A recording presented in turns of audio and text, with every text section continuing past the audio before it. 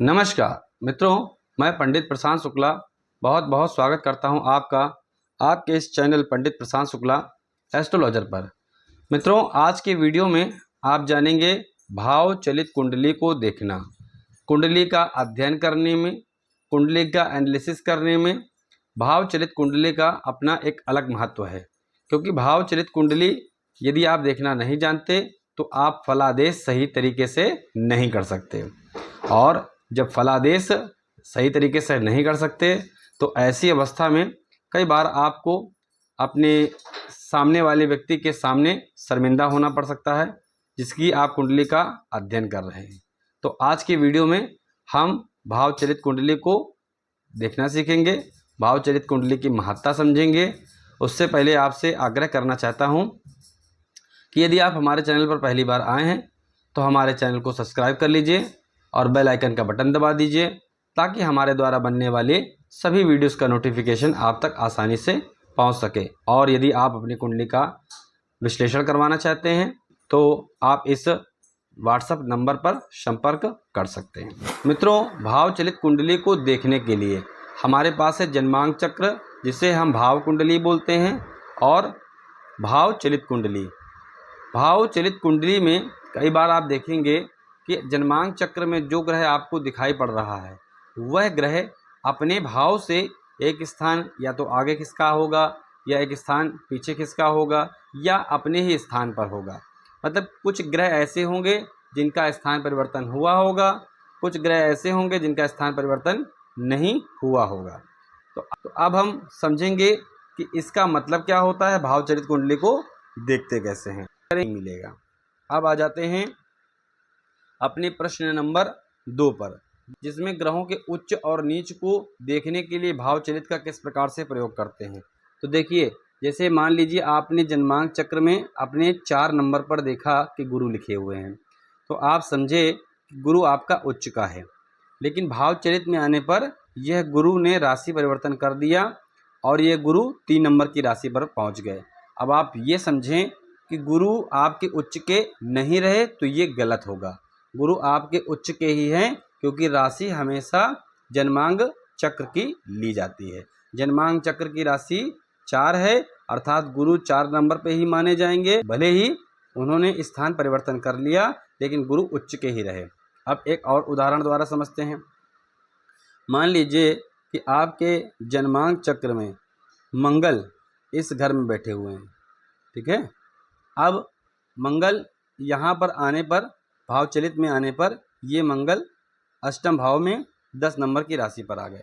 तो 10 नंबर की राशि पर आ गए तो आपने ये समझा कि मंगल आपके उच्च के हो गए। मंगल उच्च के नहीं हैं, क्योंकि राशि आपको कहाँ देखना है, जन्मांग चक्र से। जन्मांग चक्र में मंगल कुंभ राशि में है, इसलिए मंगल को उच्च का नहीं समझा जाएगा। अब आ जाते हैं अपने तीसरे प्रश्न में। तीसरे प्रश्न में मंगल दोष के विचार पर भाव चलित का क्या प्रयोग है, इस पर चर्चा करेंगे। तो भाव चलित कुंडली को देखने के पहले जब जन्मांक चक्र में आपने देखा तो आपने देखा कि मंगल आपका यहाँ पर बैठा हुआ था। मान लीजिए मंगल आपने देखा कि अष्टम भाव में बैठा हुआ है।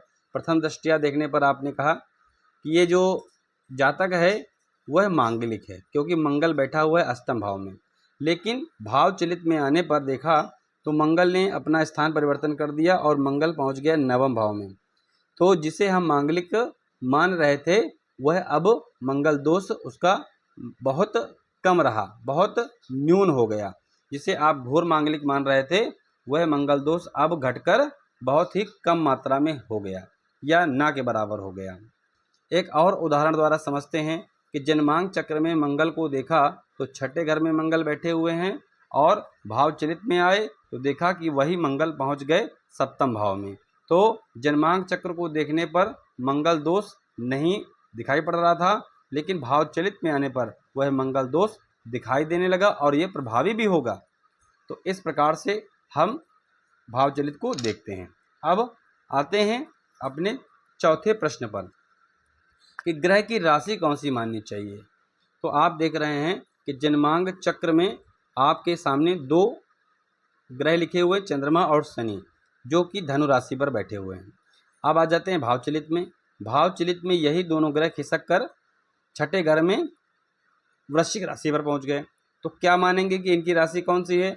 इनकी राशि हमेशा जन्मांक चक्र वाली राशि को मानना चाहिए, यानी कि चंद्रमा और शनि धनु राशि का ही फल देंगे, लेकिन किस भाव का देंगे? छठे घर का देंगे। यानी कि फलादेश करने पर यह ध्यान रखना पड़ेगा कि चंद्रमा और शनि छठे घर में धनु राशि यानी कि 9 नंबर के साथ बैठने पर जो फल देंगे वही फल यहाँ पर देंगे। तो आप समझ गए कि ग्रह की राशि कौन सी माननी चाहिए? सदैव जन्मांक चक्र वाली राशि माननी चाहिए। अब आ जाते हैं अपने 5वें प्रश्न में कि ग्रह फल किसका देगा? भाव कुंडली का देगा या भाव चलित कुंडली का देगा? तो अपने अनुभव द्वारा जो मैंने देखा वह यह पाया कि ग्रह हमेशा दोनों का फल देता है, भाव कुंडली का भी और भाव चलित का भी। लेकिन भाव कुंडली का फल वो कम देता है और लमसम कितना देता है? 30%। और भाव चलित की बात करें तो भाव चलित का फल वो ज़्यादा देगा, 70%। अर्थात यदि हम बात करें कि जैसे शनि यहाँ पर बैठा हुआ था धनु राशि में, तो यहाँ के भी फल देगा सप्तम भाव के 30%, और भाव चलित में पहुँच गया छठे घर में तो यहाँ के देगा 70%। चंद्रमा सप्तम भाव में बैठा हुआ है भाव कुंडली में, तो 30% यहाँ के फल देगा, और भाव चलित में पहुँच गया छठे घर में तो यहाँ के भी फल देगा कितने? 70%। लेकिन आपको ये बात ध्यान रखनी है कि राशि हमेशा आपको भाव कुंडली से ही लेनी है। मान लीजिए एक और बात बता देता हूँ आपको आपकी जानकारी के लिए कि यदि कोई ग्रह जन्मांक चक्र में मान लीजिए रोचक नामक राजयोग बनाकर बैठा हुआ है या हंस नामक महापुरुष राजयोग बनाकर बैठा हुआ है, जैसे मान लीजिए कि 9 नंबर में गुरु बैठ गए, तो ये हंस नामक महापुरुष राजयोग बनाकर बैठे हुए हैं। भाव चलित कुंडली पर जब आप आए तो आपने देखा कि यह गुरु अपने भाव को छोड़कर अष्टम भाव में पहुंच गया। आप जिसे हंस महापुरुष राजयोग मानकर बैठे हुए थे वह हंस महापुरुष राजयोग का फल आपको नहीं मिलेगा। तो इस प्रकार से आपको भाव चलित कुंडली को देखना चाहिए। आशा करता हूं आप अच्छे से समझ गए होंगे। यदि आपको ये वीडियो अच्छा लगा है तो इस वीडियो में कुंडली कैसे देखें पार्ट 1 का डिस्क्रिप्शन मैंने दिया हुआ है, आप उसे जाकर देख सकते हैं। तो आज के लिए बस इतना ही। धन्यवाद।